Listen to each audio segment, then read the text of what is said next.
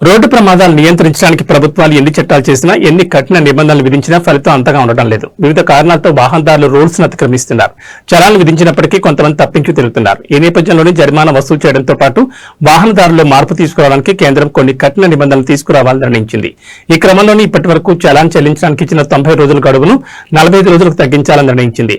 దీని ద్వారా గడువులోపు చలాన్ చెల్లించకపోతే ఆ వాహనాలను అధికారులు సీజ్ చేసే అవకాశం ఉంటుంది. అలాగే కొత్త నిబంధనల ప్రకారం 5కు పైగా ట్రాఫిక్ ఉల్లంఘన కేసులు నమోదు అయితే డ్రైవింగ్ లైసెన్స్ తాత్కాలికంగా రద్దు చేయాలని ప్రతిపాదించింది.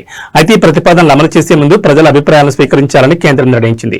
సూచనలు లేదా అభ్యంతరాలు ఉన్నవారు రవాణా శాఖ అదనపు కార్యదర్శికి పంపించవచ్చని తెలిపింది. ఏది ఏమైనా ఈ కొత్త నిబంధనలు అమల్లోకి వస్తే ట్రాఫిక్ నియంత్రణ వ్యవస్థ కఠినతరం కావడంతో పాటు నగరాల్లో క్రమశిక్షణ పెరిగే అవకాశం ఉంది.